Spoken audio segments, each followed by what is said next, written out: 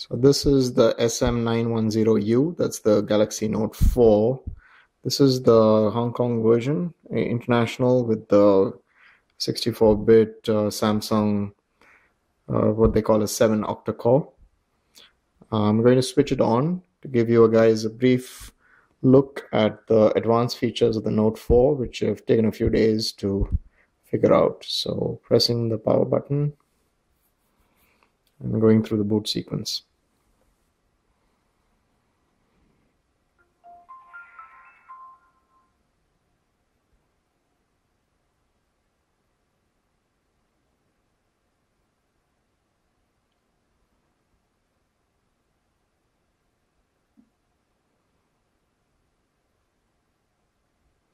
Now, this being the Hong Kong version, it comes up with this, which is basically telling you to put in your PIN code.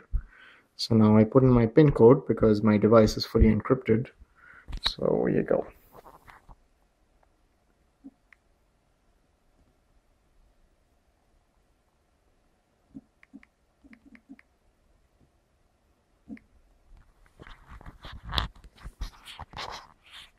And that keeps following the boot sequence. Now I have encrypted the device, and if any of you have tried to encrypt it, you will notice that there is a password setting, but everything else is disabled. So in order to unlock your screen, you have to punch in the password, which is obviously not that great. It asks you for your password a second time to unlock the screen.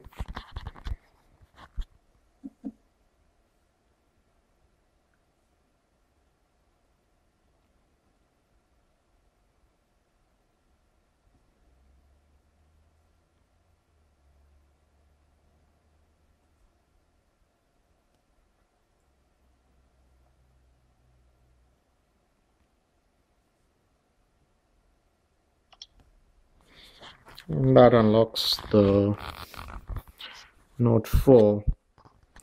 Now when we want to relock it,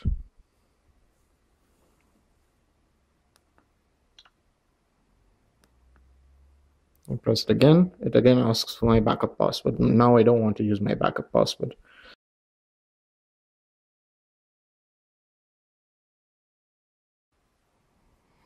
So here's the device fully booted up. I lock it. And if you notice, I press this to unlock it, and I use the fingerprint scanner, which unlocks it. Now this is an encrypted device, but the fingerprint scanner still works. And the reason for that is if you go into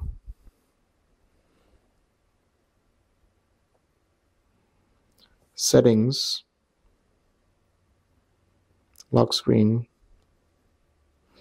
you'll notice that it says secured with fingerprints.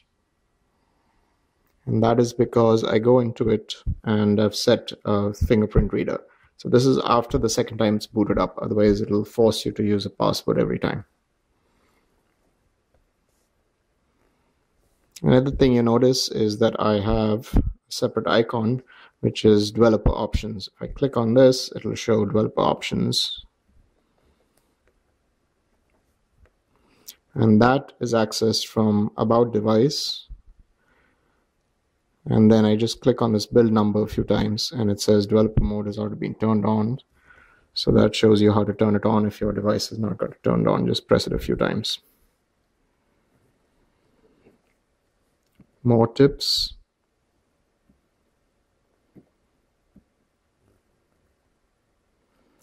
For the display and the wallpaper settings, for the brightness, I just use automatic brightness. And I basically reduce it to -5, which is the least bright. That way the display adjusts, but it also keeps it on a reasonably dim setting. The wallpaper is set to pitch black. I've basically done it from the gallery. And I've uploaded a perfectly black file, 256 by 144 resolution. So that scales up by a factor of 10, and that's your completely black screen. You'll also notice 2 buttons at the bottom which light up. That just allows you to go back without the application being on. Also notice an active apps widget. If you hold down the screen,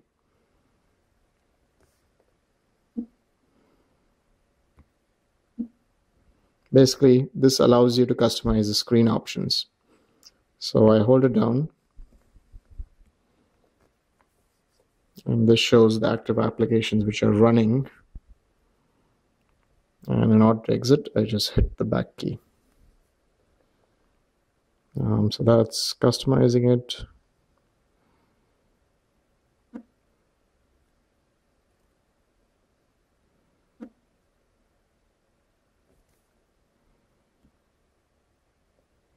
You'll also notice a flashlight widget, which is if you want to turn the flashlight on.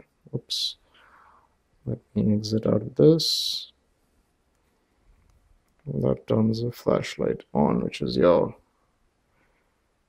basically a LED flash being turned on. This is a Samsung widget.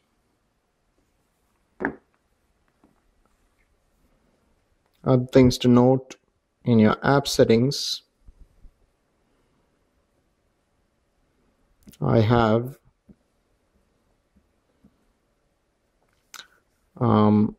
basically installed a hacker's keyboard, which is this one here,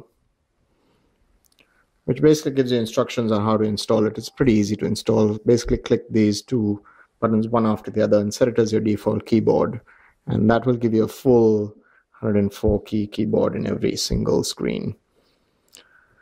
And I also have a terminal emulator, which is useful. That gives you a full Unix shell.